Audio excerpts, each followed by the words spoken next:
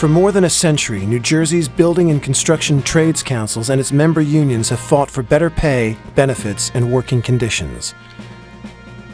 Today, 150,000 members represented by 15 international unions and more than 100 locals enjoy good wages and benefits, and their rights as union members are protected by law. Even some of our own members, I'll be honest with you, I don't think they understand what it took to get to the standard of living that we have today. Capturing the 100 years that the building trades in New Jersey have been together, it's going to show a long list of true, strong leadership throughout all the trades, to get to the level of our wages and benefits that we have today. And it's going to show the people of tomorrow of what some of the struggles that the building trades have had over the past 100 years, and to give us a direction of where our next 100 years is going to be. For more than a century, the New Jersey Building and Construction Trades Council has stood at the forefront of the union movement. But the history of collective action by building trades workers in New Jersey goes much further back. In fact, carpenters at the Hibernia Iron Works in Morris County banded together to go on strike in 1774. American unions grew out of a fiercely independent European craft tradition. To craftsmen, freedom didn't just mean political freedom. Workers declared on the 4th of July in 1823, "May the mechanics of Paterson always feel themselves as independent of their employers as their employers are of them." Skilled workers, not employers, controlled entry into their craft, trained new apprentices, made job assignments in order to share work evenly, fined members for infractions, and provided cooperative benefits for those who were out of work. Only the building trades unions continue to exercise that level of control over the workplace today. It wasn't until the 1880s that most unions were strong enough to survive economic downturns. That decade marked the beginning of a 75-year struggle for control of the American labor movement. Over the years, the business unionism of the building trades and other craft unions was pitted against the one big union philosophy of the Knights of Labor and the IWW, the radicalism of the Communist Party organizers, and the industrial unionism of the CIO. What made New Jersey's labor history unique was the strength of its building trades unions. What Professor Leo Troy wrote 40 years ago is true today. The dominance of the building trades had important political and economic consequences for unionism in New Jersey. More than any other factor, it explains the character and activities of the New Jersey Federation of Labor. In 1887, the Knights of Labor had 40,000 members in New Jersey, and the craft unions had 17,700, including 6,700 from the building trades. But what the craft unions lacked in numbers, they made up in union dues substantial enough to fund unemployment, sickness, and retirement programs for their members. By 1890, the craft unions succeeded in ousting the Knights from the New Jersey Federation of Labor, and in 1893, carpenter Samuel Hold of Paterson became the first building tradesman elected president of the state federation. In 1903, under the leadership of men like W.E. Ryan of the plumbers, John Cosgrove of the carpenters, and Frank McNulty of the electrical workers, who later rose to international president and was also elected to Congress, the building trades created their own organization, the New Jersey State Building and Construction Trades Council. It serves as a central organization in the interest of all organizations of men engaged in the construction, repair, and alteration of buildings, securing unity of action for their mutual protection. Cooperation was cemented through an annual convention held for the first time in 1904. Starting with the election of Arthur Quinn of the Carpenters in 1913, a member of the Building and Construction Trades Council served as president of the State Federation of Labor for 83 of the next 84 years. Quinn had a ready answer for why workers join unions. They realized that if they were standing alone, or to put it in the language of the Manufacturers Association, if they were independent working men, not a member of a trade union, that their wages would have been dropped in many cases by over 50%. But thanks to our union, we resisted all efforts to reduce the wages. Working construction was and remains hard work, and it drew hard men, many of them first-generation immigrants who passed on their values and their passionate unionism to their children and their grandchildren. Jim Dwyer's father was an Irish rebel whose family sent him to America after he was shot and bayoneted in the leg by a British soldier during the Troubles in 1916. His cousin got him into the Asbestos Workers Union. His son went on to lead the Asbestos Workers Local 32, and his grandsons and granddaughter are asbestos workers today. They were tough times, but they were tough people. I remember as a kid, my father was an asbestos worker, a hard-working guy, went to work every day, wherever the job was, when he could go to work, you know. During the Depression, there was no work. You had to do other things, anything you could do. And one of the days, he used to clean that leg every day. And the scar ran from the top of his ankle to his knee, and it looked like if you hit it with something, it would bleed. And that's how red it was, and it had that hole in there, and you could see the bone. And every day he cleaned that thing. And he said, "Jimmy, come on." He said, see how many nickels you can put in there. So I used to get 3 nickels in there, and the 4th nickel would slide off. Pat Campbell's father was working construction in the Midwest when he came to New Jersey to join his brother, one of the founders of the Operating Engineers, Local 825. Pat's uncle served on the union's executive board, and when his uncle retired, Pat ran for and won his seat. Today, a third generation, Pat's son, serves as Local 825's business manager. My uncle probably started from before 825 was even a part of the operating engineers. He was one of the men that came down along with about 6 or 8 other men that started the crane operators. And he worked as an engineer running derricks and all that, setting steel with the ironworkers. Times could be tough as this 21-year-old IBEW leader reported to members of his local in 1918. Work at the present time is pretty well shot here, with most of the boys working out of town. However, it won't stay this way long, as we expect some pretty nice stuff to break. We have always had a closed town in Trenton, and we have the respect of the contractors. We are not a bunch of scab herders either. We have had over 500 floaters in our jurisdiction in the last year. Well, I guess I have shut off enough hot air to clean out a German army division, so I better do the clam stunt. Fraternally yours, Louis P. Marchianti. Louis P. Marchianti would go on to become president of the State Federation of Labor. He became business manager when he was 17 years old. He was an aggressive trade unionist, and apparently the membership thought so too, because they put him in as a business manager. Marchianti first tried for the presidency of the State Federation when Quinn retired in 1933, but lost by 36 votes to a member of the Glass Bottle Brewers Association. That year, dues-paying members in the State Federation suddenly dropped from 36,700 to 13,000. The message got across. Marchianti won by 16 votes the following year, and membership returned to normal. For the next 45 years, Marchianti, his secretary-treasurer Vincent Murphy of the United Association of Plumbers and Pipefitters, and his son Charlie Marchianti, all members of the building trades, would run the State Federation. It was Quinn, while serving as state senator, who introduced the anti-injunction law that guaranteed the right of union members to picket peacefully. The law held in most of the state, but not in Jersey City, where Frank Boss Haig was the law. Once Haig had a falling out with his one-time ally Theodore Brandel, president of the State Building Trades Council, the law no longer applied. When the union struck over the use of non-union labor by the American Bridge Company on the Pulaski Skyway in 1931, Jersey City police stood by as guards hired by the contractors battled union members, then began arresting the striking union members. An investigation by a U.S. Senate subcommittee found that one of the guards shot and crippled iron worker Ed Bergen, who was picketing peacefully. The subcommittee also found that American Bridge spent $289,000 to break the strike, when it would have cost just $91,000 to hire all union iron workers. Haig, who regarded Brandel as a potential rival, denounced him as a labor racketeer, and with the help of a friendly judge, forced him out of power.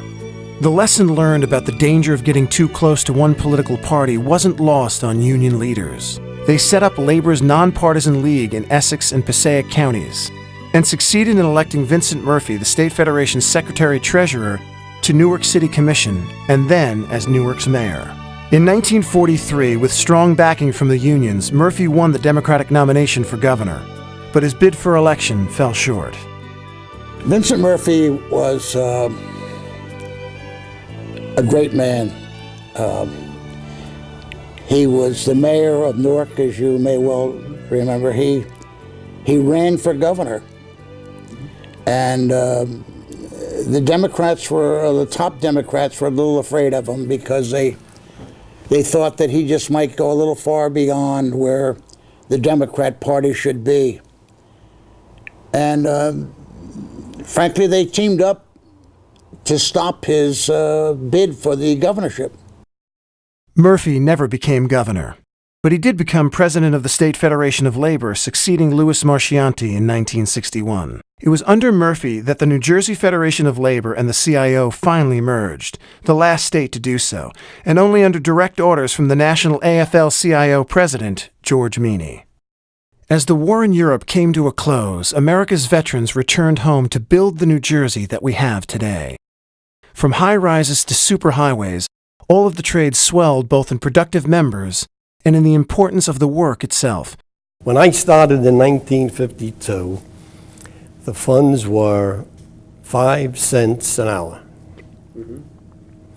And that was starting our pension plan. 5 cents. And I think the wages were $1.35 an hour.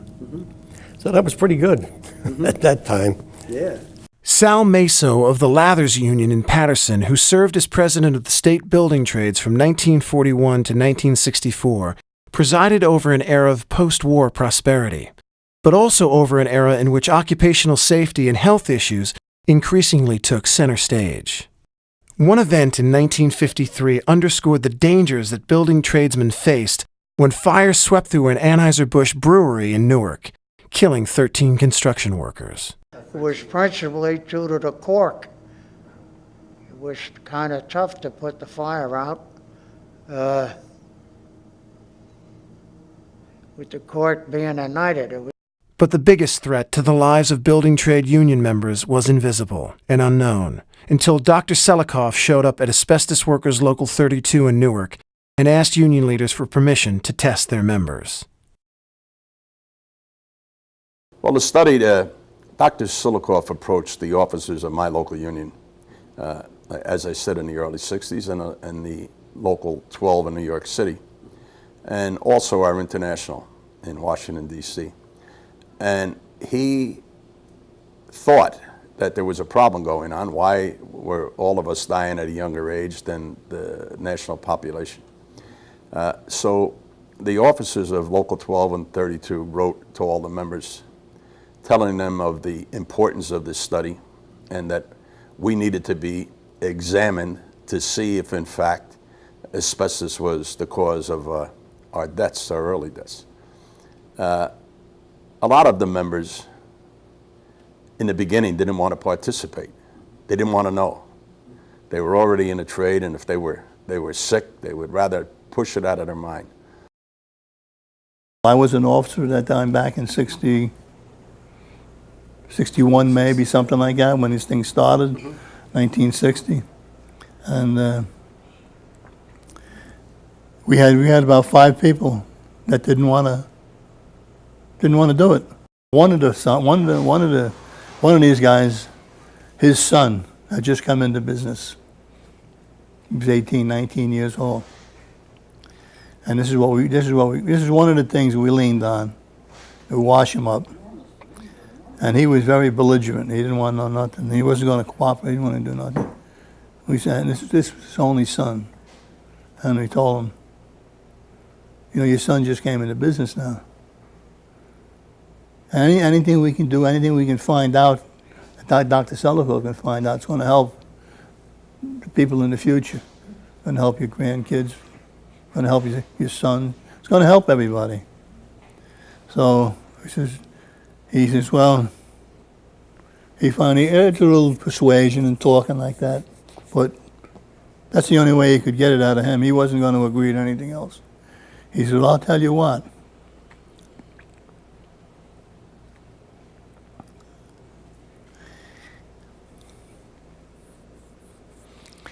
I'll take the examination. And I don't want to hear nothing about it. And I don't want anybody on the job telling me about it that I got it and I'm going to die in 2 months. That I won't put up with. What I want from you guys is a promise that whatever I got, I don't care when I'm going to die, nobody tells me about it.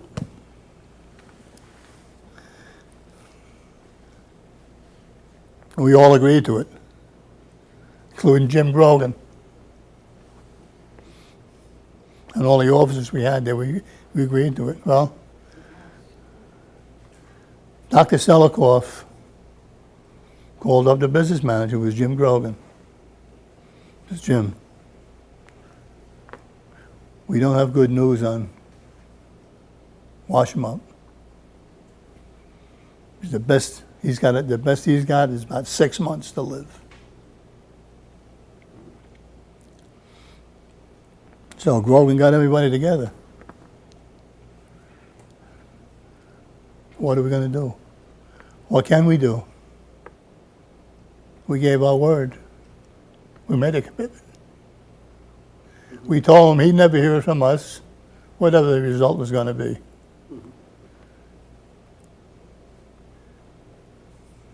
That's the way it was. That's the way it is until today. Nobody said anything. Out of the approximately 843 members of both local union, I think we had over 600 and some odd people turn out for that study. I was wondering if it would show on a young guy like me. I was only 23 years old. And the results came back that I already had scarring on my lungs, scarring from asbestos. And it was a dilemma. You know, you wonder, should I get out? What should I do?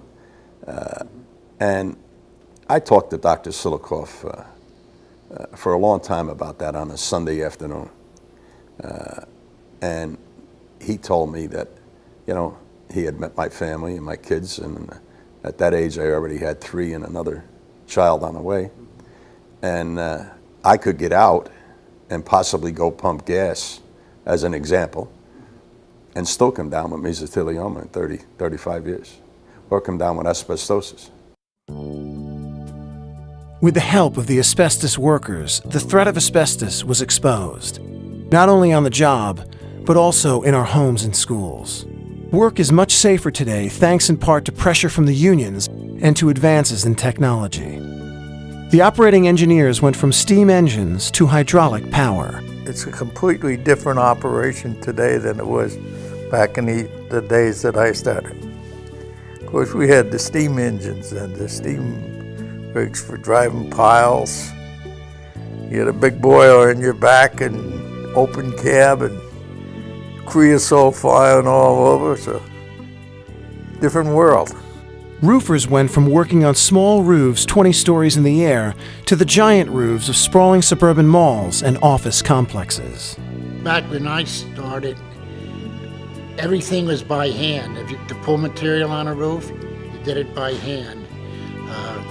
The hot tar, to put it on a roof, you pulled by hand in buckets. Everything was done by hand. Today you have cranes that bring the material onto the roof. You have motors on a kettle that pump the hot asphalt or pitch onto the roof.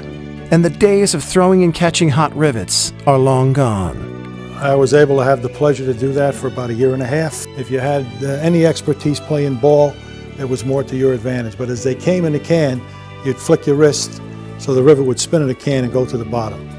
Still, the traditions and old stories were passed down along with the jobs, from grandfather to father to son and now daughters. Like police and firefighters, the craft unions have always had a tight-knit family tradition, with a particular ethnic group often dominating a union local.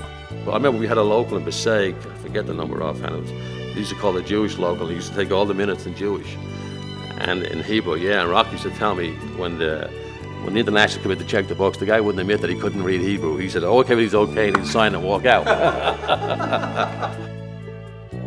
In 1963, Sal Meso and Vincent Murphy worked out an agreement with Governor Hughes to bring more African Americans and other minorities into the building trades. It was the first in a series of successful affirmative action programs. African Americans have served as building trade union officials as far back as the 1920s. Labor is suffering from a lot of old BS, a lot of old belief systems, you know. Unfortunately, the history of labor was very closed and not very inclusive, but that has changed over the last 30 years. Unions are very open to taking anyone off the street for the most part. If you can meet the minimum requirements, you can get a job in any of the building trades. Did a piece on the prevailing wage law and how we were able to get it passed back in 1963. But Hap Farley was a guy that set the stage for anything that happened. And on the prevailing wage law in particular, I had gone to him. And on the floor of the Senate at the time that the bill was passed, they said, look, we're going to be doing one thing. We're going to give you a prevailing wage, but it will only have application to towns of 25,000 or more. And we, of course, accepted it because it was a step forward. And a couple of years thereafter, we had coverage for the entire state, all state agencies, the whole Megillah. The post-war economic boom came to a crashing halt in the early 1970s, and the building trades were hit particularly hard. In 1974, tens of thousands of workers, most of whom had been out of work for many months because of the recession, jammed Trenton for the largest protest rally in State House history. Charlie Marchianti, who succeeded Murphy as AFL-CIO president, wanted Governor Brendan Byrne to pass a massive jobs program, and was furious when he failed to do so. We put together a 60-point program that he could follow that wouldn't cost the state a hell of a lot of dough, and it would provide employment for thousands of people. Now, you're talking unemployment in the building trades was running 85 to 90%. They did absolutely nothing. I'm talking Byrne, did absolutely nothing to implement the program. 3 years later, when Byrne surprised everyone by winning the Democratic primary to run for re-election, Jim Grogan, the president of the Building and Construction Trades Council, threw his support to Byrne. The building trades unions backed his decision and endorsed Byrne at a stormy convention over Marchianti's heated objections. Our convention, the Building Trades Convention, which, as I stated before, started almost 5 days after that primary was over. So, I mean, the wounds were wide open. Our General Executive Board of the State Building Trades supported Governor Brendan Byrne. Charlie came to our convention, and in something that was unheard of before, he was already scheduled to get up and speak, and he did, and he tried to get the membership at that convention to not go along with the will of the Executive Board and support Brendan Byrne. And he made a strong plea right on the dais in front of me to go against everything that we had just tried to put together. That's unheard of within the labor movement. Yeah. And consequently, I had to get on the floor and refute him immediately. And where we were not scheduled to have a vote on the candidacy of Governor Brendan Byrne or Ray Bateman, I had to, as Charlie was walking off the dais, say, Charlie, stay around. I'll show you how much nerve. Well, let me put it in the right way, how much balls we have, because that's what he stated. You know, the building trades always had balls, and he wanted them to go against their leadership. I said, I'll show you how much balls we have. And I moved the nomination of Brendan Byrne right up to that day instead of the following day, right in front of him, and we supported Governor Brendan Byrne, and the vast majority of the people at that convention supported him after we got done talking to him. With Marchianti maneuvering to keep the state AFL-CIO officially on the sidelines, the support of the building trades was critical to Byrne's re-election. When Byrne won, Grogan, not Marchianti, became the go-to guy in New Jersey labor. Over the next 2 years, Grogan and Marchianti waged the most public battle for control of the labor movement since the early days of the CIO in the 1930s. Marchianti put up a candidate against Grogan for the presidency of the building trades, but Grogan won easily.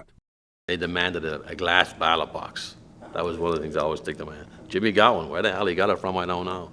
And they had to proceed to vote with a glass ballot box, you know. Grogan retaliated by backing Carpenter William Farina against Marchianti for the AFL-CIO presidency, but Marchianti won by a big margin. The end result was a split in the New Jersey Building and Construction Trades Council, as the operating engineers, the carpenters, and some other local unions dropped out. Talks aimed at resolving the split failed. The leadership's battle didn't have much effect on the rank and file. Don't forget, now, everybody had to come through that register. And there's a lot of guys that come up and got mad at me and at the time and say, you know, argue. But at the time they'd see me at the bar and say, Pat, you know, I'm with that group, I have to do what I have to do, but we're still friends. Yeah. So it was, you know, and it was two political animals at the time, that's all. But really, a lot of them were still friends. I'll give you, for instance, the Carpenters, who did what they did. Was a guy, George Laufenberg, God rest him, head of the building trades in Morris County. George, I loved him, he was a lovely man. And George loved Grogan, and yet didn't back him, you know, because of the problem they had. You know, he had an agreement with the operating engineers, which was Pearson at the time. And when those guys shook your hand, they didn't bend. You know, right or wrong, they stuck with you. So you had to respect them for that. At the state level, union leaders continued to work together on issues of importance, most notably passage under popular Governor Tom Kean of the Transportation Trust Fund, which pumped hundreds of millions of dollars into road and mass transit construction projects. It was important for the building trades to bury their differences. Being part of the building trades, you really have the support of the other trades. You know that the trades are moving along, and if there's any kind of a help you need as a small trade like we are, you can always refer to the council meetings in the county and tell them you might have a situation with your work, and you got support. And that's important to a very small trade, more so because we're the last trade on the job. We can really get hurt. Everybody's off. We're coming in, 10 trades left already. We might have a couple left. And before you know, you're looking around for some support. And not that they're not around, but you know, their trade is left. And it makes it hard at times. But the other small trades, if they're there, you're going to get the support. But it wasn't until Grogan's Secretary-Treasurer, Jack Critchley, the business agent for Local 4 of the Roofers Union, succeeded to the presidency of the building trades, that the last of the unions rejoined the council. Jack Critchley made a real effort to try to bring everybody together. He just went around visiting various Essex County or building trades throughout the state, and also some local unions. That was his method of trying to bring the guys together. In 2000, the building trades flexed their political muscle, this time in unison, under President William Mullen, business manager for Ironworkers Local 11. U.S. Senator Robert Torricelli had announced his intentions to run against Jim McGreevey for the Democratic nomination for governor, while every other political, business, and labor leader in the state sat on the sidelines waiting to see who would win. The building trades acted.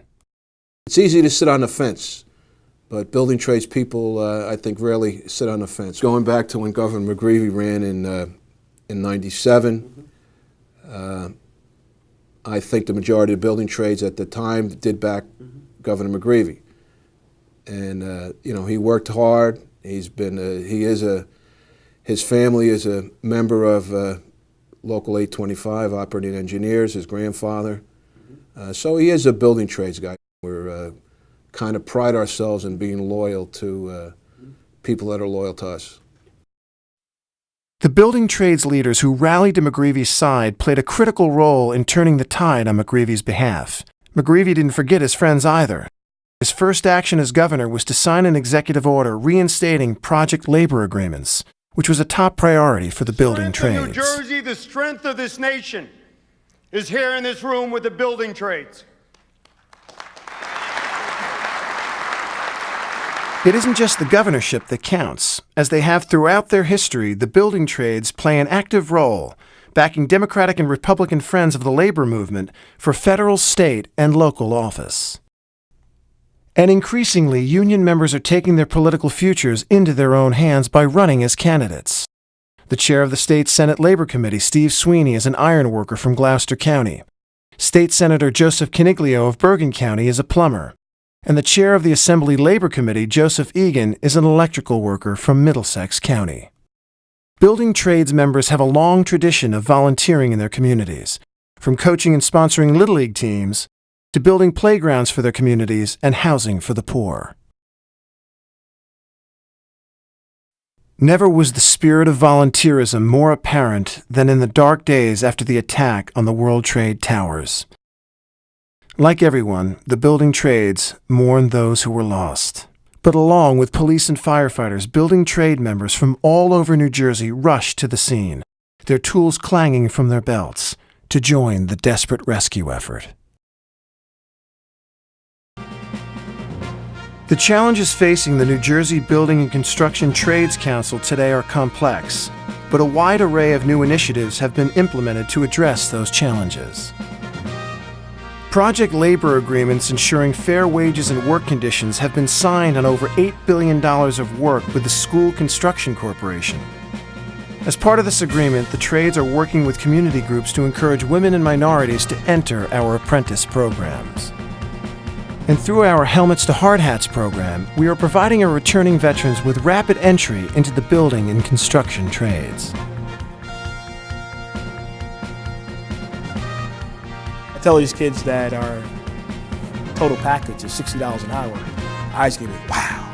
It's a lot of money, but you have to work for it. No one's gonna pay you $60 an hour, $120,000 a year if you don't work for it. Up until about 1949, 1950, prior to that period of time, we had no benefits.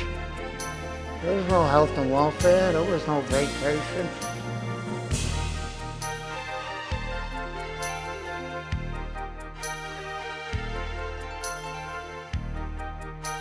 I wouldn't do what I do today if it was non-union. Union and proud of it, I must say.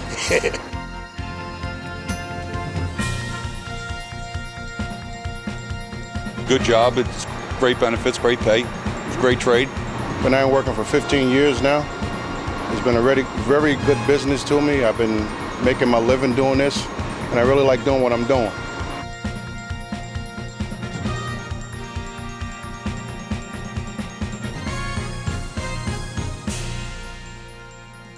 But I notice all the ways they go. I see the old union books and the caskets, you know? So it goes to show you that it was in their heart, you know, right to the day they died, you know? And I think that's what made the labor movement so strong and so powerful. There's not an area of the country that their market share for the building trades is more union. And we have to protect it, we have to fight for it, we have to demonstrate, and we have to be involved to learn from the past, work hard in the present, and look for the future.